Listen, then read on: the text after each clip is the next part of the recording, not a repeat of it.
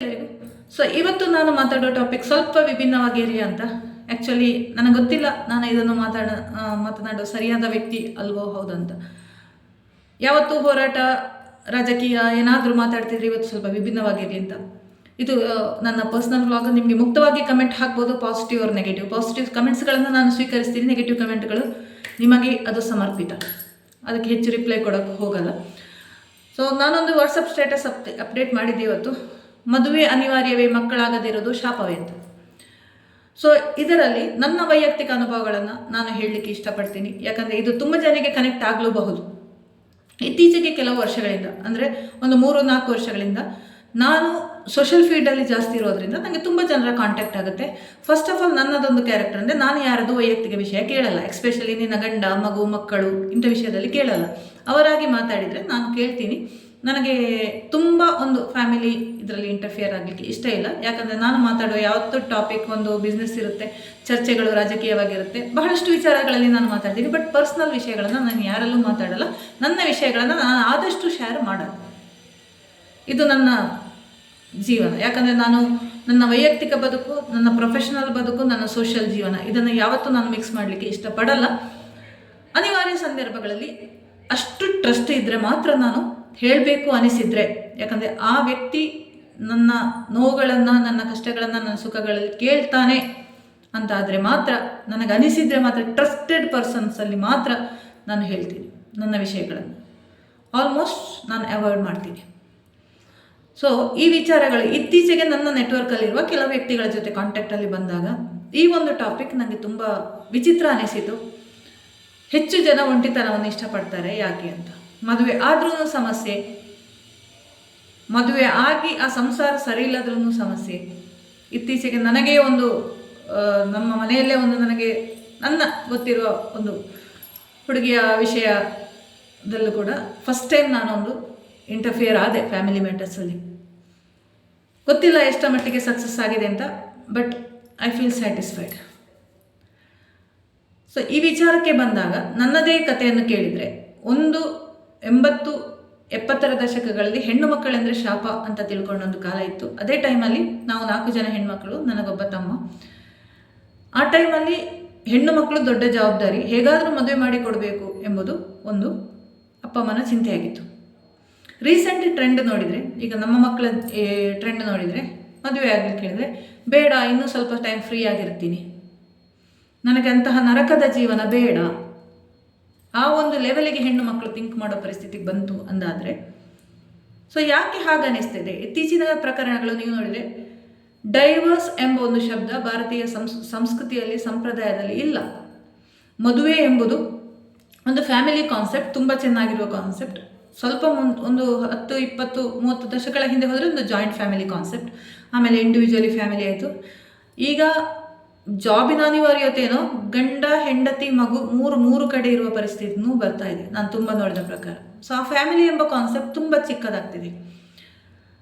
ನಮಗೆ ಏನಾದರೂ ಸಮಸ್ಯೆ ಆದಾಗ ಹೆಲ್ಪ್ ಮಾಡಲು, ಹಂಚಿಕೊಳ್ಳಲು ಹಿರಿಯರಿಲ್ಲ, ಹೇಳಿಕೊಡ್ಲಿಕ್ಕೆ ಇಷ್ಟನೂ ಇಲ್ಲ. ನಾನು ತುಂಬ ಅಬ್ಸರ್ವ್ ಮಾಡಿದ ಪ್ರಕಾರ ತುಂಬ ಈಸಿಲಿ ಕನೆಕ್ಟೇಬಲ್ ಇದ್ದೀವಿ, ವಾಟ್ಸಪ್ಪಲ್ಲಿ ಆನ್ಲೈನೇ ಇರ್ತೀವಿ, ಕಸಿನ್ಸ್ ಇರ್ತೀವಿ, ಸಂಬಂಧಿಕರು ಇರ್ತೀವಿ. ಆದರೆ ಒಂದು ಹಾಯ್ ಹೇಗಿದ್ದೀಯಾ, ಏನು ಬರ್ತ್ಡೇ ವಿಶು, ಹಬ್ಬದ ವಿಷಯಗಳು ಇಲ್ಲದ ಒಂದು ಪರಿಸ್ಥಿತಿ.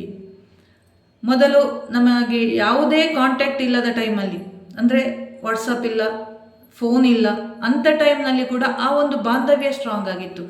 ಅತ್ತೆ ಮಾವ, ಚಿಕ್ಕಪ್ಪ ಚಿಕ್ಕಮ್ಮ, ದೊಡ್ಡಪ್ಪನ ಮಕ್ಕಳು, ಕಸಿನ್ಸ್, ಇದೆಲ್ಲ ಒಂದು ಚಂದದ ಕಾನ್ಸೆಪ್ಟ್ ಇತ್ತು ಒಂದು 20 ವರ್ಷ ಮೊದಲು. ಇವಾಗ ಅಷ್ಟು ಹತ್ತಿರದಲ್ಲಿ ನೆಟ್ವರ್ಕ್ ಇದ್ರೂ ನೋ ಕಮ್ಯುನಿಕೇಷನ್. ಸೊ ನಾನೇನೋ ಡಿಸೈಡ್ ಮಾಡಿದೆ ಅಂದರೆ, ನನ್ನ 40 ವರ್ಷ ಆಗುವಾಗ ನಾನು ಇದರಿಂದ ಹೊರಗೆ ಬರಬೇಕು ಅಂತ ಡಿಸೈಡ್ ಮಾಡಿದ್ದೆ. ಯಾಕಂದರೆ ನನಗೆ ಇಷ್ಟವಿಲ್ಲದ ಜೀವನದು. ನನಗೆ ಯಾರು ಹತ್ತಿರವಾಗ್ತಾರೋ, ನನಗೆ ಯಾರು ಇಷ್ಟವಾಗ್ತಾರೋ ಅವರ ಜೊತೆ ನಾನು ಕಮ್ಯುನಿಕೇಟ್ ಮಾಡ್ತೀನಿ. ನನಗೆ ಇಷ್ಟ ಇಲ್ಲದವರ ಜೊತೆ, ಈ ಕ್ಲೋಸ್ ರಿಲೇಟಿವ್ ಅಥವಾ ನನ್ನದೇ ಹತ್ತಿರ ಸಂಬಂಧಿಕರಾದರೂ ನೋ ಅಂದರೆ ನೋ, ನನಗೆ ಇಷ್ಟ ಇಲ್ಲ ಅಂದರೆ ಮುಖಕ್ಕೆ ಬಡ್ದಂಗೆ ಹೇಳಿಬಿಡ್ತೀನಿ. Maybe I lose so many relationships. ನಾಟಕೀಯವಾದ ಒಂದು ಸಂಬಂಧ ನನಗೆ ಇಷ್ಟ ಇಲ್ಲ. ಮೇ ಬಿ ಅದರಲ್ಲಿ ತುಂಬ ಒಳ್ಳೆಯ ಗೆಳೆತನಗಳನ್ನು, ಫ್ರೆಂಡ್ಶಿಪ್ಗಳನ್ನು, ರಿಲೇಷನ್ಶಿಪ್ಗಳನ್ನು ಕಳ್ಕೊಂಡಿದ್ದೀನಿ. ಬಟ್ ಬೇಜಾರಿಲ್ಲ, ಯಾಕಂದರೆ ಇಲ್ಲಿವರೆಗೆ ನಾನು ಯಾರಿಗೂ ಡಿಪೆಂಡೆಂಟ್ ಆಗಿಲ್ಲ. ಸೊ ಸ್ವಾವಲಂಬಿಯಾಗಿ ಬದುಕ್ತಾ ಇದ್ದೀನಿ. ನನ್ನದೇ ವಿಚಾರ ಹೇಳ್ತಿದ್ರೆ, ಮದುವೆಯ ಪ್ರಾಯ ಬಂದಾಗ ನನಗೆ ಒಂದು 24-20 ಆ ಟೈಮಲ್ಲೇ ನನಗೆ ನ್ಯಾಚುರಲಿ ಅಕ್ಕನ ಮದುವೆ ಆದ ಕೂಡಲೇ ತಂಗಿ ಕೊಡ್ತೀವಿ. ಆ ಟೈಮಲ್ಲಿ ಸ್ವಲ್ಪ ಡಿಮ್ಯಾಂಡ್ ಕೂಡ ಜಾಸ್ತಿ ಇತ್ತು, ಒಳ್ಳೆ ಪ್ರಪೋಸಲ್ ಕೂಡ ಬರ್ತಾಯಿತ್ತು. ನನಗೆ ಮೆಂಟಲಿ ಅದು ಆಕ್ಸೆಪ್ಟ್ ಮಾಡಲಿಕ್ಕೆ ಆಗಲಿಲ್ಲ. ಯಾಕಂದರೆ ನನ್ನ 2 ಅಕ್ಕಂದಿರಿಗೆ ಮದುವೆ ಆಗಿದೆ. ಅದರಲ್ಲಿ ದೊಡ್ಡಕ್ಕ ತುಂಬ ಹೆಲ್ಪ್ಲೆಸ್. ಅವಳಿಗೆ ಮದುವೆ ಆದಮೇಲೆ ನಮ್ಮ ತಾಯಿ ಮನೆಗೆ ಸಪೋರ್ಟ್ ಮಾಡಲಿಕ್ಕೆ ಆಗಲೇ ಇಲ್ಲ. ಅವಳಿಗೆ ತುಂಬ ಜವಾಬ್ದಾರಿ ಇತ್ತು. ಇವಳು ಹೋಗಿ ದುಡಿದು ಅಲ್ಲಿಯ ಒಂದು ಮನೆಯನ್ನು ನೋಡೋ ಪರಿಸ್ಥಿತಿ ಅವಳಿಗಿತ್ತು. ಸೊ ಅದು ನನಗೆ ತುಂಬ ಶಾಕ್ ಆಗಿತ್ತು. ಮದುವೆ ಅಂದರೆ ಕಷ್ಟ ಅಂತ ಬಂದಿರೋದು ನನಗೆ ನನ್ನ ದೊಡ್ಡಕ್ಕನ ಮದುವೆ ವಿಚಾರದಲ್ಲಿ. 2ನೇ ಅಕ್ಕನ ವಿಚಾರದಲ್ಲಿ ನನಗೆ ಸ್ವಲ್ಪ ಧೈರ್ಯ ಬಂತು. Because they are very supportive. ನನಗೆ ಆ ನಮ್ಮ ಫ್ಯಾಮಿಲಿಗೆ ತುಂಬ ಸಪೋರ್ಟಿವ್ ಆಗಿದ್ದರು. ಫೈನಾನ್ಷಿಯಲಿ ಕೂಡ ತುಂಬ ಸ್ಟೇಬಲ್ ಇದ್ದರು. ಸೊ ಅದಕ್ಕೆ ನಮಗೇನು ತೊಂದರೆ ಇರಲಿಲ್ಲ. ನೆಕ್ಸ್ಟ್ ನನಗೂ ನನ್ನ ಅಕ್ಕನಿಗೂ ಮದುವೆ ಏಜಲ್ಲಿ 7 years ಗ್ಯಾಪ್ ಇರೋದ್ರಿಂದ ನಾನು ಯಾವತ್ತೂ ಹೇಳ್ತೀನಿ, ಇನ್ನು 7 ವರ್ಷ ಕಳೆದಷ್ಟೇ ನಾನು ಮದುವೆ ಬಗ್ಗೆ ಥಿಂಕ್ ಮಾಡ್ತೀನಿ ಅಂತ. ಬಟ್ ಅಲ್ಲೆಲ್ಲೋ ಮಿಡ್ಲಲ್ಲಿ ನನಗೆ ತುಂಬ ಸ್ಟ್ರಕ್ ಆಯಿತು. ಯಾಕಂದರೆ ಅಪ್ಪ ಮನೆಗೆ ವಯಸ್ಸಾಗ್ತಿದೆ, ಇನ್ನೂ ನೋಡ್ಕೊಳ್ಳೋರು ಯಾರು, ತಮ್ಮ ಇನ್ನೂ ದೊಡ್ಡದಾಗಿತ್ತು, ಅವ್ನು ಚಿಕ್ಕವನಿದ್ದ. ಸೊ ಇವನು ಇನ್ನೂ ಉದ್ಯೋಗಕ್ಕೆ ಬಂದು ಅವನು ದುಡ್ದು ಅಪ್ಪ ಅಮ್ಮನ ನೋಡ್ಕೋತಾನ. They are getting aged. So it is my responsibility. ಯಾಕಂದರೆ ನನ್ನ ತಂಗಿ ಕೂಡ ಸ್ವಲ್ಪ ದೂರ ಸ್ಟಡಿ ಮಾಡ್ತಾಯಿದ್ಲು, ಮತ್ತು ಅವಳಿಗೆ ಉದ್ಯೋಗಾವಕಾಶದಿಂದ ಬೆಂಗಳೂರಿಗೆ ಬರಬೇಕಾಯಿತು. ಸೊ ಮನೆಯಲ್ಲಿ ರೆಸ್ಪಾನ್ಸಿಬಲ್ ಪರ್ಸನ್ ಅಂತಿದ್ದು ನಾನು. ಈ ಸಿಚುವೇಷನಲ್ಲಿ ನಾನು ಮದುವೆ ಆಗಿ ಹೋದರೆ ಅಂತ ಒಂದು ಇದು ಬಂತು. ಸೊ ನಾನು ನನ್ನ ಅಪ್ಪನಿಗೆ ಸಪೋರ್ಟಿವ್ ಆಗಿ ನಿಂತು ಒಂದು ಬಿಸ್ನೆಸ್ ಕೂಡ ಸ್ಟಾರ್ಟ್ ಮಾಡಿದ್ದೆ. ಆ ಸ್ಟಾರ್ಟ್ ಮಾಡಿದ ಒಂದು 6 ತಿಂಗಳಲ್ಲೇ ನನಗೆ ತುಂಬ ಸಮಸ್ಯೆ ಎದುರಾಯಿತು. ಯಾಕಂದರೆ ನಾನು ಯಾವತ್ತೂ ನನ್ನ ಶಾಪ್ ಕಾಸರಗೋಡು ಟೌನಲ್ಲಿತ್ತು. ಮನೆಗೆ ಬರಬೇಕಿದ್ರೆ 9 ಗಂಟೆಗಿಂತ ಜಾಸ್ತಿ ಆಗಿತ್ತು. ನನ್ನ ಅಪ್ಪ ನನಗೆ ಕಾಯ್ತಾ ಇರ್ತಾರೆ. ಯಾಕಂದರೆ ಲಾಸ್ಟ್ ಬಸ್ ಮಿಸ್ ಆಗುತ್ತೆ, ನಾನು 1.5 ಕಿಲೋಮೀಟ್ರ್ ನಡ್ಕೊಂಡು ಬರಬೇಕಿತ್ತು. ಆಟೋ ಸಿಕ್ಕಿದ್ರೆ ಆಟೋ ಮಾಡ್ಕೊಂಡು ಬರ್ತಿದ್ದೆ. ನನ್ನ ಅಮ್ಮನಿಗೆ ಇದು ಟೆನ್ಷನ್ ಸ್ಟಾರ್ಟ್ ಆಯಿತು. ಸುತ್ತಮುತ್ತಲಿನ ಕೆಲವರು ಸಂಬಂಧಿಕರೇ ಹೇಳಿದರು, ಮಗಳಿಗೆ ಮದುವೆ ಮಾಡಿಸ್ಬೋದಿತ್ತು. ಮತ್ತು ನನ್ನ ಕಮ್ಯುನಿಕೇಷನ್ಸ್ ಎಲ್ಲ ಹೆಚ್ಚಾಗಿ ಬಿಸ್ನೆಸ್ ಫೀಲ್ಡಲ್ಲಿ ಗೊತ್ತಿರ್ಬೋದು. ನಾನು ಮಂಗಳೂರಿಗೆ ಟ್ರಾವೆಲ್ ಮಾಡ್ತಿದ್ದೆ, ಐಟಮ್ಸ್ ಪರ್ಚೇಸ್ ಮಾಡೋದು ಹುಡುಗರ ಜೊತೆನೇ ಆಗಿತ್ತು. ಸೊ ಇದೆಲ್ಲ ನೋಡುವವರ ಕಣ್ಣಿಗೆ ಒಂಥರ ಡಿಫ್ರೆಂಟ್ ಅನಿಸಿತ್ತು. ನಾನು ಯಾವತ್ತೂ ಒಂದು ಹುಡುಗಿ ಅಂತ ಅಂದ್ಕೊಂಡೇ ಇಲ್ಲ. ನಾನು ಹುಡುಗನ ಥರನೇ ಕೆಲಸ ಮಾಡಿದವಳು ಮನೆಯಲ್ಲಿ. ನನಗದು ತುಂಬ ಪ್ರಾಬ್ಲಮ್ ಆಗಿರಲಿಲ್ಲ. ಬಟ್ ನನ್ನ ಅಮ್ಮನಿಗೆ ಎಕ್ಸ್ಪೆಷಲಿ ಇದು ಸಮಸ್ಯೆ ಆಯಿತು. ಹತ್ತಿರದ ಸಂಬಂಧಿಕರ ಕೆಲವು ಮಾತುಗಳಿಂದ ಅವಳಿಗೆ ಮದುವೆ ಮಾಡಿಸಿ ಅಂತ ಒಂದು ಹೀಗೆ ಮಾತುಕತೆ ಆಗ್ತಾ ಇರುವಾಗ ಒಂದು ಸುಪ್ರಭಾತದಲ್ಲಿ ಆಯಿತು ಹುಡುಗ ನೋಡಿ. ಬಟ್ ಒಂದೇ ಒಂದು ಕಂಡೀಷನ್, ನನಗಿಂತ ಹೈಟ್ ಇರಬೇಕು. ಯಾಕಂದ್ರೆ ನನಗೆ ಹೈಟ್ ದೊಡ್ಡ ಸಮಸ್ಯೆ ಆಗಿತ್ತು ಅವಾಗ. ತುಂಬ ಪ್ರಪೋಸ್ಗಳು ಒಂದು ಗೌರ್ಮೆಂಟ್ ಉದ್ಯೋಗಿಯದ್ದು ಬಂದದ್ದು ನಾನು ರಿಜೆಕ್ಟ್ ಮಾಡಿದ್ದು ಹೈಟಿನ ವಿಷಯದಲ್ಲಿ. ಸೊ ನಂದು 5'7" ಹೈಟ್ ಇರೋದ್ರಿಂದ 6 feet ಮಿನಿಮಮ್ ಇದು ನನ್ನ ರಿಕ್ವೈರ್ಮೆಂಟ್ ಆಗಿತ್ತು. ಎಜುಕೇಷನ್ ಹೆಚ್ಚು ಬೇಡ, ನನಗಿಂತ ಕಡಿಮೆ ಕಲಿತವರೇ ಸಾಕು. ಯಾಕಂದರೆ ನನ್ನನ್ನು ಬಾಸ್ ಮಾಡೋದು ಬೇಡ. ಸ್ವಲ್ಪ ನಂದು ಬಿಸ್ನೆಸ್ ಆಗಿರೋದ್ರಿಂದ ಆ ಫೀಲ್ಡಲ್ಲಿ ಇಂಟ್ರೆಸ್ಟ್ ಇರುವವರೇ ತಿಳಿಸಿ ಅಂತೇಳಿ ಯಾವುದೋ ಒಂದು ಸಂಬಂಧಿಕರ ಮೂಲಕ ನಮ್ಮ ಮನೆಗೆ ಒಂದು ಫೋನ್ ಬರುತ್ತೆ, ಹೀಗೆ ಹುಡುಗ ಇದ್ದಾನೆ. ಸೊ ನಾನು ವ್ಯಕ್ತಿ ಕಡೆಯಲ್ಲಿ ಮಾತಾಡಿದ್ದು ನಾನೇ. ಬಟ್ ನಾನು ಅವರ ಅಕ್ಕ ಅಂತ ಹೇಳಿ ಮಾತಾಡಿ ನನ್ನ ಒಂದು ಎಕ್ಸ್ಪೆಕ್ಟೇಷನನ್ನು ಹೇಳಿದೆ. ಬಟ್ ನನ್ನ ಅಕ್ಕ ಮಾತಾಡಿದ ಥರ ನಾನು ಮಾತಾಡಿದೆ. ಅವಳು ನನ್ನ ತಂಗಿ ಹೀಗೆ ಅವಳ ಎಕ್ಸ್ಪೆಕ್ಟೇಷನ್ ಇದೆ ಅಂತ. ಅದು ಮದುವೆ ಹುಡುಗಿ ನೋಡಲಿಕ್ಕೆ ಬರುವಾಗ ಮಾತ್ರ ನನ್ನ ಅಕ್ಕನಿಗೆ ಹೇಳಿದ್ರು. ಈ ವಿಷಯ ಎಲ್ಲ ಮಾತಾಡಿ ಆಗಿದೆ. ಆ್ಯಕ್ಚುಲಿ ನಾನು ಹುಡುಗಿ ನೋಡಲಿಕ್ಕೆ ಬಂದಿದ್ದು ಮಂಗಳೂರಲ್ಲೇ. ಅವರು ಉಡುಪಿಯವರು, ಮಂಗಳೂರಲ್ಲೇ ಕೆಲಸ ಮಾಡ್ತಾಯಿದ್ರು. ಸೊ ಏನು ಮಾತಾಡಲಿಕ್ಕಿಲ್ಲ, ಎಲ್ಲ ಮಾತಾಡಿ ಆಗಿದೆ. ಜಸ್ಟ್ ನಿನ್ನ ಮನೆಯಲ್ಲಿ ಒಂದು ಹುಡುಗಿ ನೋಡುವ ಕಾರ್ಯಕ್ರಮ ಅಂತ. ಇದು ಟೋಟಲಿ ಅನ್ಎಕ್ಸ್ಪೆಕ್ಟೆಡ್. ನಾನು ಫಸ್ಟ್ ನೋಡಿದ ಹುಡುಗಿ. ಇನ್ನೊಂದು ಹುಡುಗ ನನ್ನ ನೋಡಲಿಕ್ಕೆ ಬಂದಿದ್ರು. ಆಗ ನನ್ನ ಶಾಪ್ ಇತ್ತು, ಆ ಶಾಪ್ ಬಂದಿದ್ರು. ಬಟ್ ನಾನು ಅವರನ್ನು ಅಕ್ಸೆಪ್ಟ್ ಮಾಡಿಲ್ಲ. ಯಾಕಂದರೆ ನಂದು ಹೈಟ್ ಅಲ್ಲಿ ನಾನು ನೋ ಅಂತ ಹೇಳಿಬಿಟ್ಟೆ. ಇನ್ನು ನೆಕ್ಸ್ಟ್ ಪ್ರಪೋಸಲ್ಲೇ ನಾನು ಮದುವೆಯಾದ ವ್ಯಕ್ತಿ ಒಂದೇ ಒಂದು ನನ್ನನ್ನು ಹುಡುಗಿ ನೋಡಲಿಕ್ಕೆ ಬಂದಿರೋದು ನನ್ನ ಅಕ್ಕನ ಮನೆಯಲ್ಲಿ ಆ ಶಾಸ್ತ್ರ ಆಯಿತು. ಸೊ ಅಲ್ಲಿ ಕೂಡ ನಾನು ಒಂದೇ ಅವರಲ್ಲಿ ಹೆಚ್ಚು ಮಾತಾಡಿಲ್ಲ. ಜಸ್ಟ್ ನನ್ನ ಹೈಟ್ ಒಂದು ಮ್ಯಾಚ್ ಆಗಬೇಕು ಹೇಳಿದೆ. ಇದ್ರು ಒಂದು 6 feet ಹೈಟ್ ಇದ್ರು ಅವರು. ಸೊ ಅದೇ ಒಂದು ಕಂಡೀಷನಲ್ಲಿ ನಾನು ಯಾವುದೂ ಅವರ ಬ್ಯಾಕ್ಗ್ರೌಂಡ್ ಎನ್ಕ್ವೈರಿ ಮಾಡಲಿಲ್ಲ. ಅವರಿಗೆ ನನ್ನಲ್ಲಿ ಮಾತಾಡಲಿಕ್ಕಿತ್ತು, ಅದಕ್ಕೊಂದು ಅವಕಾಶನೂ ಇರಲಿಲ್ಲ. ಇವೊಂದು ನಮ್ಮ ಕೈಯಲ್ಲಿ ಇಬ್ಬರಲ್ಲೂ ಮೊಬೈಲ್ ಫೋನ್ ಇದ್ರೂ ಆವಾಗ ಮೊಬೈಲ್ ಒಂದು ಪರ್ ಮಿನಿಟಿಗೆ 3 ರೂಪಾಯಿಗಿಂತ ಜಾಸ್ತಿ ಚಾರ್ಜ್ ಆಗಿರೋದ್ರಿಂದ ಸೊ ನಾನು ಮಾತುಕತೆ ಕಡಿಮೆ ಇತ್ತು. ಲ್ಯಾಂಡ್ಲೈನಿಗೆ ಫೋನ್ ಬರ್ತಾಯಿತ್ತು. 1-2 ಸಲ ನಾನೇ ಫೋನ್ ಮಾಡಿದ್ದೆ. ಯಾಕಂದರೆ ನಮ್ಮದು ವೆಡ್ಡಿಂಗ್ ಇನ್ವಿಟೇಷನ್ ಇಬ್ಬರದ್ದು ಮಾಡಿದ್ದು ನಾನೇ, ನನ್ನ ಶಾಪಲ್ಲೇ ಮಾಡಿದ್ದು. ಮದುವೆಗಿಂತ 2 ದಿವಸ ಮೊದಲು ಕೂಡ ನಾನು ನನ್ನ ಅಂಗಡಿಯಲ್ಲೇ ಇದ್ದೆ, ಇಬ್ಬರು ಸ್ಟಾಫ್ ಇದ್ರು ಅವಾಗ. ಸೊ ಆ ನಡುವೆ ಅವರಿಗೆ ನನ್ನಲ್ಲಿ ಏನೋ ಕಮ್ಯುನಿಕೇಟ್ ಮಾಡಬೇಕಿತ್ತು. ಬಟ್ ನನಗಾಗಲಿಲ್ಲ ಮೀಟ್ ಆಗಲಿಕ್ಕೆ. ನಾನು ಏಪ್ರಿಲ್ 1ಕ್ಕೆ ನಮ್ಮದು ಎಂಗೇಜ್ಮೆಂಟ್ ಆಗಿ ಏಪ್ರಿಲ್ 30ಕ್ಕೆ ನಮ್ಮ ಮದುವೆ ಆಯಿತು. ಆ ನಡುವೆ ನಾನು ಅವರನ್ನು ಮೀಟ್ ಆಗಿದ್ದು 2 ಸಲ. ಒಂದು ಸಲ ಏನೋ ಅಗತ್ಯಕ್ಕೆ ಮಂಗಳೂರಲ್ಲಿ ಬಂದಾಗ ಒಂದು ಅರ್ಧ ಗಂಟೆ ಅಷ್ಟೇ. ಇನ್ನೊಂದು ಸಲ ನನ್ನ ಬಟ್ಟೆ ಪರ್ಚೇಸ್ ಮಾಡಲಿಕ್ಕಿರುವಾಗ ನಾವು ಅಂದರೆ ಪರ್ಸ್ನಲ್ ಆಗಿ ನಮಗೆ ಕಮ್ಯುನಿಕೇಟ್ ಮಾಡಲಿಕ್ಕೆ ಆಗಲೇ ಇಲ್ಲ. ಮೇ ಬಿ ಅದೊಂದು ಅವ್ರಿಗೇನೋ ಮಾತಾಡಬೇಕಿತ್ತು, ಅವರ ಸಿಚುವೇಶನನ್ನು ಹೇಳಬೇಕಿತ್ತು, ನನಗದು ಆ ಟೈಮ್ ಸಿಕ್ಕಿರಲಿಲ್ಲ. ಅಂತೂ ಮದುವೆ ಆಯಿತು. ಮದುವೆ ಆದಮೇಲೆ ನನಗೆ ಒಂದೇ ಒಂದು ಕಂಡೀಷನ್ ಇದ್ದಿದ್ದು, ನಾನು 3 lakhs to maybe nearly 3 lakhs invest ಮಾಡಿ ಆ ಟೈಮ್ನಲ್ಲಿ 2007ರಲ್ಲಿ ನಾನೊಂದು ಬಿಸ್ನೆಸ್ ಸ್ಟಾರ್ಟ್ ಮಾಡಿದ್ದೆ. ಜಸ್ಟ್ ಅದರ ಲಾಭ ನಷ್ಟಗಳು ನನಗೆ ಇನ್ನೂ ಗೊತ್ತಾಗಬೇಕಿಷ್ಟೇ, ಜಸ್ಟ್ ಸ್ಟಾರ್ಟಿಂಗಲ್ಲಿತ್ತು. ಅದಕ್ಕೆ ಸಪೋರ್ಟ್ ಮಾಡಬೇಕು ಅಂತ ಒಂದೇ ಒಂದು ಡಿಮ್ಯಾಂಡ್ ಇಟ್ಟಿದ್ದೆ. ಇನಿಷಿಯಲಿ ಓಕೆ ಅಂದರು, ನೆಕ್ಸ್ಟ್ ನಂಗೆ ಅದು ಕಂಟಿನ್ಯೂ ಮಾಡಲಿಕ್ಕೆ ಬಿಟ್ಟಿಲ್ಲ. ದಟ್ ವಾಸ್ ದ ಫಸ್ಟ್ ನನಗೆ ನನ್ನ ಲೈಫ್ನಲ್ಲಿ ಡಿಸಪಾಯಿಂಟ್ಮೆಂಟ್ ಆಗಿದ್ದು. ಇತ್ತೀಚೆಗೆ ನನಗೆ ನಾನು ಬಂಧನ ಅಂತ ಹೇಳುವಾಗ ನಾನೊಂದು ಇದು ಹೇಳ್ತೀನಿ, ನಾನು ಮದುವೆಯಾಗಿ 1 ವರ್ಷ ಆ ಜೀವನ ಇದೆಯಲ್ಲ, ಅದು ನನಗೆ ಬಂಧನ ಅನಿಸಿದ್ದು. ಎಲ್ಲ ಫ್ರೀಡಮ್ ಇತ್ತು, ನನಗೇನು ಇದಿರಲಿಲ್ಲ, ರೆಸ್ಟ್ರಿಕ್ಷನ್ಸ್ ಇರಲಿಲ್ಲ. ಬಟ್ ಒಂದು ಹಾರಾಡ್ತಿದ್ದ ಹಕ್ಕಿಯನ್ನು ಪಂಜರದಲ್ಲಿ ಕೂಡಿಟ್ರೆ ಹೇಗಾಗುತ್ತೆ, ಆ ಪರಿಸ್ಥಿತಿ ನನಗಾಯಿತು. ಕಂಪ್ಲೀಟ್ ನನಗೆ ಸ್ವಾತಂತ್ರ್ಯ ಇಲ್ಲ ಅಂತ ಅನಿಸಿದ್ದು. ನಾನು ಹೀಗೆ ಹೇಳ್ತಾರಲ್ಲ, ಹಳ್ಳಕ್ಕೆ ಬಿದ್ದೆ ಅಂತ. ಸೊ ಹಾಗೆ ನನಗೆ ಅನಿಸಿದ್ದು ಮದುವೆ ಆದಮೇಲೆ. ಏನು ಸಮಸ್ಯೆ ಇರಲಿಲ್ಲ, ನನಗೆಲ್ಲ ಸಪೋರ್ಟಿವ್ ಆಗೇ ಇದ್ದರು. ನನಗೆ ನನ್ನ ಇದನ್ನು ಎಕ್ಸ್ಪ್ರೆಸ್ ಮಾಡಲಿಕ್ಕೆ it's not the right home, right person ಅಂತ ಅನಿಸಿತು. ಬಟ್ ಮದುವೆ ಆಗಿದೆ, ಅನಿವಾರ್ಯ. ಸೊ ಹಾಗೆ ನಾನು ಉಡುಪಿಯಲ್ಲಿ ಬಂದು ನೆಕ್ಸ್ಟ್ 1 year ಅಷ್ಟೇ ನಾನು ಮತ್ತೆ ನನ್ನೊಂದು ಉದ್ಯೋಗಕ್ಕೆ ಕಾಲಿಟ್ಟ ಮೇಲೆ ನನಗೆ ಸ್ವಲ್ಪ ಕಾನ್ಫಿಡೆನ್ಸ್ ಬಂತು. ಯಾಕಂದರೆ ನನಗೆ ಫಸ್ಟು ನಾನು ಸ್ಟ್ರಕ್ ಆಗಿದ್ದು ಫೈನಾನ್ಷಿಯಲಿ 1 ವರ್ಷ. ನನಗೆ ಯಾವತ್ತೂ ನಾನು ಅರ್ನಿಂಗ್ ಮಾಡಿ ನಾನು ಸ್ಪೆಂಡ್ ಮಾಡೋದೇ ಇಷ್ಟ, ಇನ್ನೊಬ್ಬರ ಕೈಯಿಂದ ಕೇಳಿ ಸ್ಪೆಂಡ್ ಮಾಡೋದು ಇಷ್ಟ ಇಲ್ಲ. ಪ್ರತಿಯೊಂದಕ್ಕೂ ಗಂಡನ ಕಡೆಯಿಂದ ಕೈ ಚಾಚಬೇಕು. ನನಗೆ ಎಕ್ಸ್ಪೆಷಲಿ ತಾಯಿ ಮನೆಗೆ ಹೋಗುವಾಗ ಒಂಚೂರು ಕೈಯಲ್ಲಿ ದುಡ್ಡು ಬೇಕು, ಇದೆಲ್ಲ ಇತ್ತು. ಇದೆಲ್ಲ ಕೇಳುವಾಗ ಸ್ವಲ್ಪ ಇದರಲ್ಲಿ ಕಿರಿಕಿರಿ ಆಗ್ತಿತ್ತು. ಮತ್ತು ನಾನು ಉದ್ಯೋಗಕ್ಕೆ ಸೇರಿದ ಮೇಲೆ ಅದು ಒಂಥರ ಇದಾಯಿತು. ಸೊ ಹಾಗೆ ನಾನು ನಡೀತಾ ಬಂತು. ಇವಾಗ ನಾನು ಕಂಪ್ಲೀಟ್ಲಿ ಇಂಡಿಪೆಂಡೆಂಟ್ ಆಗಿದ್ದೀನಿ. ತುಂಬ ಕಷ್ಟಗಳಾಯಿತು. ನಾನು ಆ ಫ್ಯಾಮಿಲಿಯನ್ನು ಯಾವ ಕಾರಣಕ್ಕೂ ಬ್ಲೇಮ್ ಮಾಡಲ್ಲ, ಅವರದ್ದು ಏನೂ ತಪ್ಪಿಲ್ಲ. ನನ್ನದೇ ಒಂದು ಸ್ವಭಾವಗಳು, ನಾನು ತುಂಬ ರಿಯಾಕ್ಟ್ ಮಾಡ್ತೀನಿ. ಪಕ್ಕ ಎಷ್ಟು ಕೂಲಾಗಿದ್ನೋ ಅಷ್ಟು ನಾನು ಓವರ್ ರಿಯಾಕ್ಟ್ ಮಾಡ್ತೀನಿ. ಮೇ ಬಿ ಅಲ್ಲಿ ತುಂಬ ಸಂಬಂಧಗಳು ಹಾಳಾಯಿತು.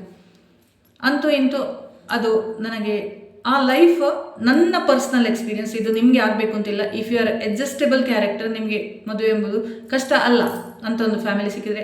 ಈ ಒಂದು ನನ್ನ ಫ್ಯಾಮಿಲಿ ಕೂಡ ನನಗೆ ಒಳ್ಳೆ ದೇವರಂತ ಅತ್ತೆ ಮಾವ ಸಿಕ್ಕಿದ್ದಾರೆ. ಆ್ಯಕ್ಚುಲಿ ನನ್ನ ಅತ್ತೆಗೂ ನನಗೂ ತುಂಬ ಡಿಫರೆನ್ಸ್ ಇದೆ. ಅಂದರೆ ಅವರ ಮೊಮ್ಮಗನಿಗೂ ನನಗೂ 3 ವರ್ಷ ವ್ಯತ್ಯಾಸ ಅಷ್ಟೇ. ಸೊ ಅವರಿಗೆ ನಾನೊಂದು ಮೊಮ್ಮಗಳ ಥರನೇ ತುಂಬ ಕಾಳಜಿಯಿಂದ ನೋಡ್ಕೊಂಡಿದ್ದಾರೆ, ತುಂಬ ಸಪೋರ್ಟಿವ್ ಆಗಿ ಇದ್ದರು. ಈವನ್ ಮಾವನೂ ಅಷ್ಟೇ. ನನಗೆ ಯಾವ ಫ್ಯಾಮಿಲಿಯಲ್ಲಿ ಪ್ರಾಬ್ಲಮ್ ಇಲ್ಲ. ಆದರೆ ಒಂದು ವ್ಯಕ್ತಿಯಿಂದಾಗಿ ನನ್ನ ಲೈಫಲ್ಲಿ ತುಂಬ ಸಮಸ್ಯೆ ಆಯಿತು. ಟೂ ಮಚ್ ಇಂಟರ್ಫಿಯರ್ ಆದರು. ಇದು ನನ್ನದೇ ಅನುಭವಗಳನ್ನು ಹೇಳ್ತಾ ಇದ್ದೀನಿ, ಯಾಕಂದರೆ ತುಂಬ ಜನರಿಗೆ ನನ್ನ ಪರ್ಸ್ನಲ್ ಲೈಫನ್ನು ತಿಳಿಯುವ ಕುತೂಹಲ ಇದೆ. ತುಂಬ ಇಂಟರ್ಫಿಯರ್ ಆದ್ರಂದರೆ, ನಾನು ಈವನ್ ನನ್ನ ತಮ್ಮನಿಗೆ ಮದುವಾಗ ನನ್ನ ಅಕ್ಕ ತಂಗಿಯರಲ್ಲಿ ಒಂದೇ ಹೇಳಿದ್ದು, it's their life, we are not suppose to interfere in their life. ಏನು ಬೇಕಾದರೂ ಮಾಡ್ಕೊಳ್ಳಿ ಅವರು, ಅವರ ಪರ್ಸ್ನಲ್ ಲೈಫ್, ನಾವು ಇಂಟರ್ಫಿಯರ್ ಆಗಬಾರ್ದು ಅಂತ. ಇಲ್ಲಿವರೆಗೆ ನಾವು ಅವರ ಕಷ್ಟ ಸುಖಗಳಲ್ಲಿ ಕೇಳ್ತೀವಿ, ಮಾತಾಡ್ತೀವಿ ಅಷ್ಟೇ. ಬಿಟ್ಟರೆ ನನ್ನ ತಮ್ಮನಿಗೆ ನಾನು ಮಾತಾಡ್ತೀನಿ ಬಿಟ್ಟರೆ ಪರ್ಸ್ನಲ್ ವಿಷಯಗಳನ್ನು ನಾನು ಕೇಳಲ್ಲ, ಅವನಾಗಿ ಹೇಳೋದು ಇಲ್ಲ. ಏನಿದ್ರು ಅವರಿಬ್ಬರು ಸಾಲ್ವ್ ಮಾಡ್ಕೊಳ್ಳಿ. ಸಮಸ್ಯೆ ಎಲ್ಲ ಫ್ಯಾಮಿಲಿಯಲ್ಲಿ ಇರುತ್ತೆ. ಗಂಡ ಹೆಂಡತಿಯರ ನಡುವೆ ಅಭಿಪ್ರಾಯ, ಎಕ್ಸ್ಪೆಷಲಿ ಅರೇಂಜ್ಡ್ ಮ್ಯಾರೇಜಲ್ಲಿ ನಮಗೆ ಆ ವ್ಯಕ್ತಿಯನ್ನು ತಿಳಿದಿರುವುದಿಲ್ಲ. ಯಾಕಂದರೆ ನನಗೆ ಅವರದ್ದು ಪರಿಚಯ ಇದ್ದಿದ್ದು ಜಸ್ಟ್ 1 ತಿಂಗಳಷ್ಟೇ. Moreover I was not ready. ಆ marriage life mentally I am not prepared. ಅದಕ್ಕೆ ನನಗದು ಬಂಧನ ಅಂತ ಅನಿಸ್ತು. ಮೇ ಬಿ ನಾನೊಂದು ಅರ್ಧ ಡ್ರೀಮ್ ಇಟ್ಕೊಂಡು ಹೋದರೆ, ಗಂಡ ಮಕ್ಕಳು ಸಂಸಾರ ಅಂತ ಆ ಒಂದು ಮೆಂಟಲಿ ಪ್ರಿಪೇರ್ಡ್ ಆಗಿ ಹೋಗಿದ್ರೆ ನನಗದು ಕಷ್ಟ ಅನಿಸ್ತೇ ಇರಲಿಲ್ಲ. ಬಟ್ ಆ 1 year ನನಗೆ ಮದುವೆ ಆದ 1 ವರ್ಷ ತುಂಬ ಕಷ್ಟ ಆಯಿತು ಅಡ್ಜಸ್ಟ್ ಆಗಲಿಕ್ಕೆ. ಎಲ್ಲರೂ ಚೆನ್ನಾಗಿದ್ದರು, ಬಟ್ ನನಗೆ ಏನೋ I was not open to all. So ಅದೊಂದು ವಿಚಾರ. ಅಲ್ಲಿ ತುಂಬ ಇಂಟರ್ಫಿಯರ್ ನನಗೆ ನನ್ನ ಫ್ಯಾಮಿಲಿಯಿಂದಲೇ ಆಯಿತು, ಗಂಡನ ಫ್ಯಾಮಿಲಿಯಿಂದಲೇ ಆಯಿತು. ಅದು ನಮ್ಮ ನಡುವೆ ತುಂಬ ಭಿನ್ನಾಭಿಪ್ರಾಯಗಳು ಬಂತು. ಕ್ಯಾರೆಕ್ಟರ್ ಇಬ್ಬರದು ಯಾರೂ ತಗೋದಿಲ್ಲ, ಇಬ್ಬರು ಕೂಡ ಚರ್ಚೆಯಲ್ಲೇ ಹೋಗ್ತಿತ್ತು. ಅದು ಎಲ್ಲಿ ನಾವು ದೂರ ಇರ್ತೀವೋ ಅಲ್ಲಿ ಸರಿ ಆಗ್ತಿತ್ತು. ಅಲ್ಲಿ ಮನೆಯಲ್ಲೂ ಕೂಡ ಸ್ವಲ್ಪ ಸಮಸ್ಯೆ ಇತ್ತು, ನಾನು ಅದು ನಂಬುವುದಿಲ್ಲ. ಫ್ಯಾಮಿಲಿಯವರು ಮಾತಾಡ್ತಿದ್ದು ಸರಿ ಆಗ್ತಿತ್ತೇನೋ, ನಂಬೋದಿಲ್ಲ. ಅಂತೂ ಅದು ಒಂದು ನನಗೆ ನನ್ನಲ್ಲಿ ಪರ್ಸ್ನಲಿ ಕೇಳಿದರೆ, ನನ್ನ ಮದುವೆ ಅಂದರೆ ಅದೊಂದು ಬಂಧನ ಅಂತ ಒಂದೇ ಒಂದು ಸೆಂಟೆನ್ಸಲ್ಲಿ ಹೇಳ್ತೀನಿ. ಹೆಣ್ಣು ಮಕ್ಕಳಿಗೆ ಜವಾಬ್ದಾರಿಗಳು, ಮಕ್ಕಳು, ಸಂಸಾರ, ಆ ಫ್ರೀಡಮ್ ಏನಿರುತ್ತೋ ಮದುವೆ ಮುಂಚಿನ ಆ ಫ್ರೀಡಮ್ ಏನಿರುತ್ತೋ. ಯಾಕಂದ್ರೆ ನಾನು ಮದುವೆಯ ಮುಂಚೆ ಒಂದು ರಾಣಿ ಥರ ಬೆಳೆದವಳು. ನನಗೆ ಕೆಲಸಕ್ಕೆ ಅಂದರೆ ನನಗೆ 2 ಅಕ್ಕಂದಿರೋ ಕಾರಣ ಮನೆ ಕೆಲಸದ ಗೊಡವೆ ಇಲ್ಲ. ಬಾಕಿ ಎಲ್ಲ ತಂಗಿ ತಮ್ಮ ಇನ್ನು ನಡುವಲ್ಲಿ ಇರುವ ಒಂದು ಅಂದರೆ ಎಲ್ಲರೂ ಇದ್ದರು. ನನಗೆ 2 ಅಕ್ಕಂದಿರಿದ್ರು, ಅಣ್ಣ ಇಲ್ಲ. 2ನೇ ಅಕ್ಕ ಸ್ವಲ್ಪ ಅಣ್ಣನ ಪ್ಲೇಸಲ್ಲಿ ನನ್ನನ್ನು ರೆಸ್ಪಾನ್ಸಿಬಿಲಿಟಿಯಾಗಿ ನೋಡ್ಕೊಂಡಿದ್ಲು. ತಂಗಿ ಇದ್ದರು, ತಮ್ಮ ಇದ್ದರು, ಅಕ್ಕ ಇದ್ದರು, ಎಲ್ಲರಿದ್ದರು.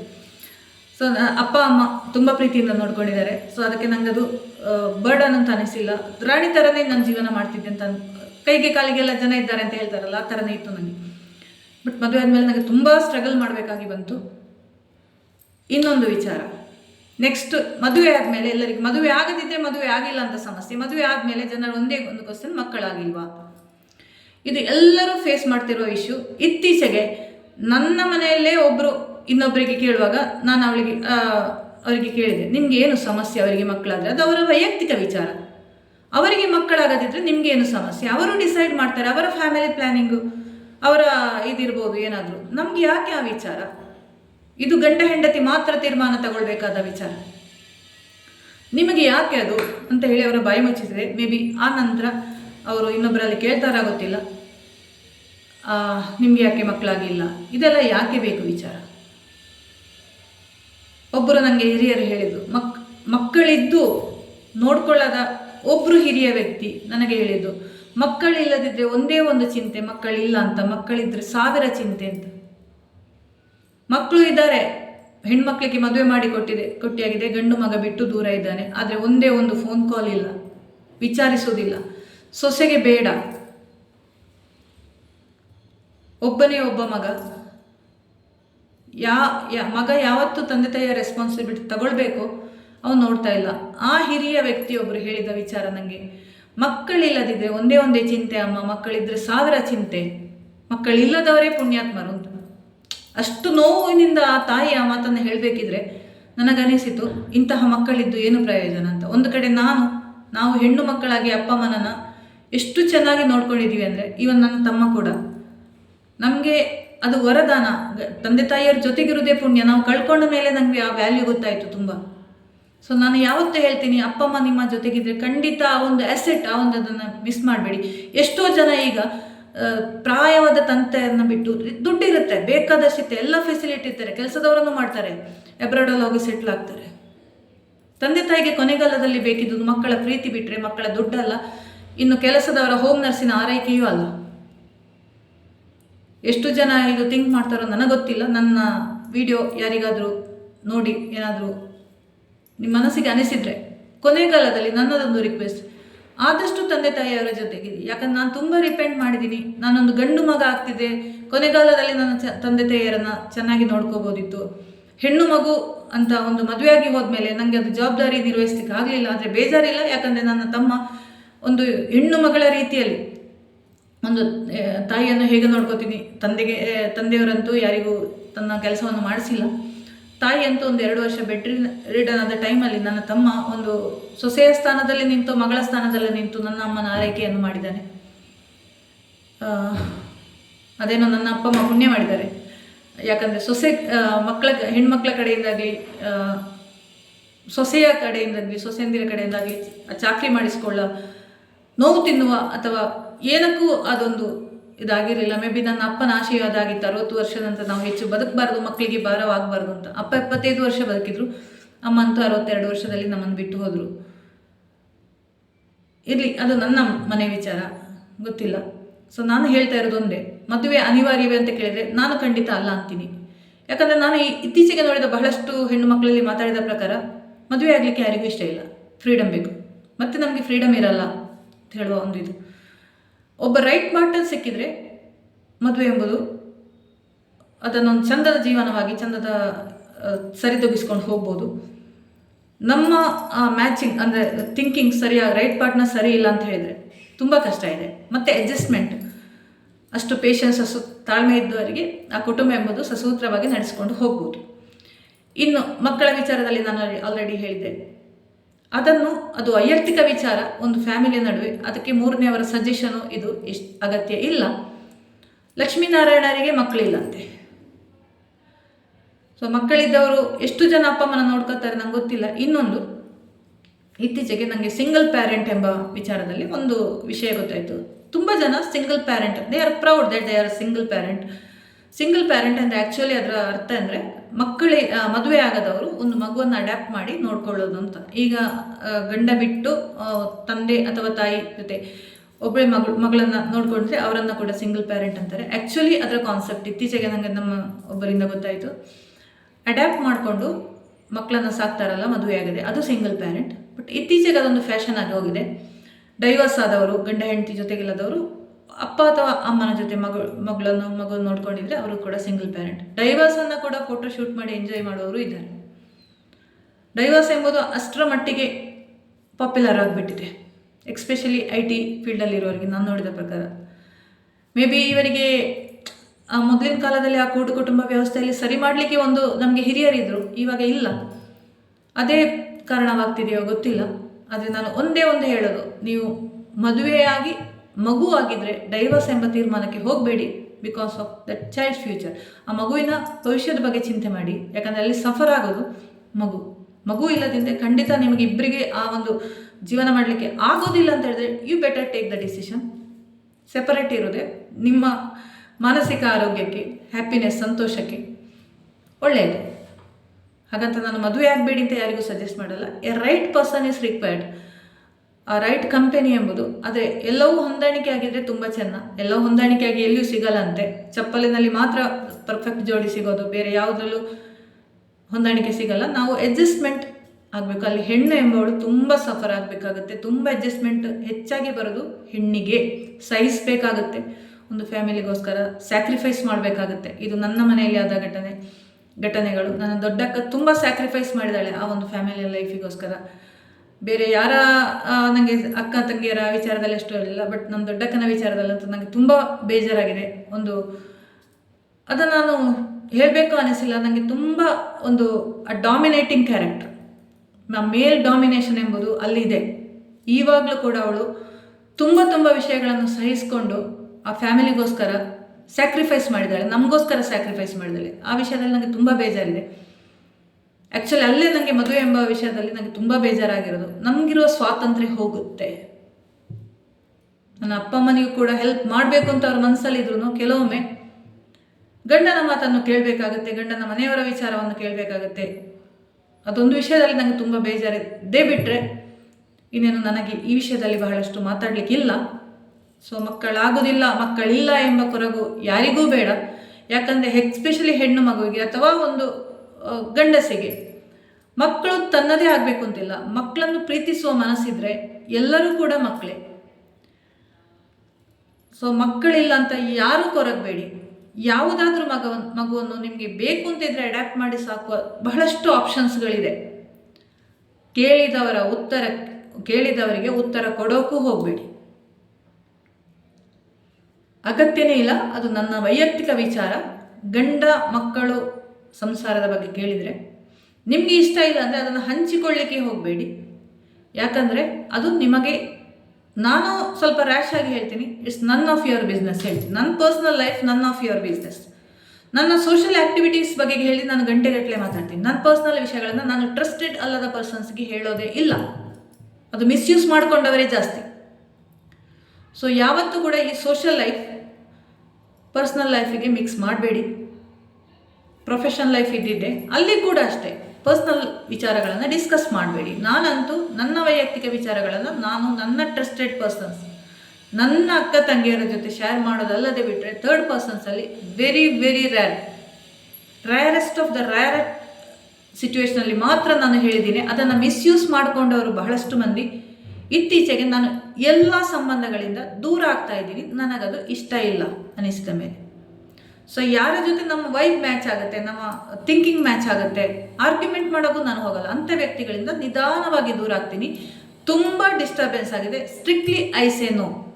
ಸೊ ವೈಯಕ್ತಿಕ ವಿಚಾರಗಳನ್ನು ಹಂಚಿಕೊಳ್ಳುವಾಗ, ಮೇ ಬಿ ವಿಷಯ ತುಂಬ ಮಾತಾಡಿದ್ದೀನಿ, ತುಂಬ ವಿಚಾರಗಳ ಬಗ್ಗೆ ಹಂಚಿಕೊಳ್ಳುವಾಗ ಯಾವತ್ತೂ ನಿಮ್ಮ ಪರ್ಸ್ನಲ್ ಲೈಫನ್ನು, ಪ್ರೊಫೆಷನಲ್ ಲೈಫನ್ನು, ಸೋಷಿಯಲ್ ಲೈಫನ್ನು ಮಿಕ್ಸ್ ಮಾಡ್ಕೋಬೇಡಿ. ಸೆಪ್ರೇಟ್ ಆಗಿಡಿ. ನಿಮ್ಮ ಸೋಷಿಯಲ್ ಲೈಫ್ ನಿಮ್ಮ ಫ್ಯಾಮಿಲಿ ಲೈಫಿಗೆ ಎಫೆಕ್ಟ್ ಆಗಬಾರ್ದು, ನಿಮ್ಮ ಫ್ಯಾಮಿಲಿ ಲೈಫ್ ನಿಮ್ಮ ಪ್ರೊಫೆಷನಲ್ ಲೈಫಿಗೆ ಎಫೆಕ್ಟ್ ಆಗಬಾರ್ದು. ಇದು ಮೂರನ್ನು ಒಳ್ಳೆ ರೀತಿಯಲ್ಲಿ ನಿಭಾಯಿಸ್ಕೊಂಡು ಬಂದರೆ ಮಾತ್ರ ಒಬ್ಬ ಯಶಸ್ವಿ, ಅಂದರೆ ಪೀಸ್ಫುಲ್ ಆಗಿ ಅವನಿಗೆ ಜೀವನ ಮಾಡ್ಬೋದು. ಇದು ನನ್ನ ಅನಿಸಿಕೆ. ನಿಮ್ಮ ಅನಿಸಿಕೆಗಳನ್ನು ಬಹಳಷ್ಟು ಇರ್ಬೋದು. ಆದರೆ ಈ ವಿಡಿಯೋವನ್ನು ಫುಲ್ ನೋಡಿದವರಿಗೆ ಕೆಲವೊಂದು ರೀತಿಯಲ್ಲಿ ಕನೆಕ್ಟ್ ಆಗ್ಬೋದು. ಸೊ ನನ್ನ ಪರ್ಸ್ನಲ್ ವಿಷಯಗಳನ್ನು ಬಹಳಷ್ಟು ಹಂಚಿಕೊಂಡಿಲ್ಲ. ಯಾಕಂದರೆ ಅದು ನಾನು ಆಲ್ರೆಡಿ ಸೋಷಿಯಲ್ ಮೀಡಿಯಾದಲ್ಲಿ ಇರೋದ್ರಿಂದ ಬಹಳಷ್ಟು ಜನ ಅದನ್ನು ದುರುಪಯೋಗ ಮಾಡಿದ್ದಾರೆ. ಕೆಟ್ಟ ವಿಚಾರಗಳನ್ನು ಹಂಚಿದ್ದಾರೆ ನನ್ನ ಬಗ್ಗೆ ಆಲ್ರೆಡಿ ಫೇಸ್ಬುಕ್ಕಲ್ಲಿ. ಸೊ ಅದು ಪ್ರಾಬ್ಲಮ್ ಆಗಿರೋದೇ ನಾನು ಸೌಜನ್ಯ ಹೋರಾಟಕ್ಕೆ ಬಂದ ಮೇಲೆ. ಅಲ್ಲಿವರೆಗೆ ಏನು ಪ್ರಾಬ್ಲಮ್ ಇರಲಿಲ್ಲ, ಯಾಕಂದರೆ ನನ್ನ ಫ್ಯಾಮಿಲಿ ಮ್ಯಾಟರ್ಸನ್ನು, ನನಗೆ ಇಷ್ಟ ಇಲ್ಲದ ವಿಚಾರಗಳನ್ನು, ತುಂಬ ಪ್ರಾಬ್ಲಮ್ಸನ್ನು ಕ್ರಿಯೇಟ್ ಮಾಡಿದವರು ಒಂದು ಸೋಷಲ್ ಮೀಡಿಯಾ ಗ್ರೂಪ್ ಇದೆ. ಸೌಜನ್ಯ ಹೋರಾಟಗಾರಾಗಲಿ, ಡಿ ಗ್ಯಾಂಗ್ ಆಗಲಿ, ಇತ್ತೀಚೆಗೆ ಬಿಲ್ಲವರ ಗ್ರೂಪ್ ಆಗಲಿ. ಸೊ ಇವರು ದೊಡ್ಡ ಒಂದು ಶತ್ರುವರ್ಗನೇ ನನಗೆ ಸೋಷಿಯಲ್ ಮೀಡಿಯಾದಲ್ಲಿ ಇರೋದ್ರಿಂದ ತುಂಬ ಪರ್ಸ್ನಲ್ ಆಗಿ ನನ್ನ ವಿಚಾರಗಳನ್ನು ಪಬ್ಲಿಕ್ ವೇದಿಕೆಯಲ್ಲಿ ಹಂಚಿಕೊಳ್ಳುವ ಹಾಗಿಲ್ಲ. ಸೊ ನಾನು ಹೇಳಿದ ಕೊನೆಯ ಮಾತು, ನನಗೆ ಟ್ರಸ್ಟ್, ನಂಬಿಕೆ ಇರುವ ವ್ಯಕ್ತಿಗಳಲ್ಲಿ ಖಂಡಿತ ನಾನು ಅದನ್ನು, ಇಷ್ಟವಿರುವ ವಿಚಾರಗಳನ್ನು ಮಾತ್ರ, ನಾನು ಯಾವತ್ತೂ ನನ್ನ ಖುಷಿಯ ವಿಚಾರಗಳನ್ನು ಮಾತ್ರ ನನ್ನ ನೆಟ್ವರ್ಕಲ್ಲಿ ಹಂಚಿಕೊಳ್ತೀನಿ. ನನಗೆ ಇಷ್ಟ ಇಲ್ಲದ ವಿಚಾರಗಳ ಬಗ್ಗೆ ಯಾವುದೇ ಥಿಂಕಿಂಗ್, ಒಪಿನಿಯನ್ಸನ್ನು ಅಥವಾ ಅಭಿಪ್ರಾಯಗಳನ್ನು ನಾನು ನನ್ನ ಪರಿಚಯದವರ ಜೊತೆ ಹೇಳಿಕೊಳ್ಳುವುದೇ ಇಲ್ಲ. ಇನ್ನು ನಿಮ್ಮ ವೈಯಕ್ತಿಕ ವಿಚಾರಗಳು ನಿಮಗೆ ಬಿಟ್ಟಿದ್ದು. ಇನ್ನೊಂದು ವಿಡಿಯೋದಲ್ಲಿ ಬಹಳಷ್ಟು ವಿಚಾರಗಳನ್ನು ಮುಂದುವರಿದ ಭಾಗವಾಗಿ ಹೇಳ್ತೀನಿ. ಶುಭ.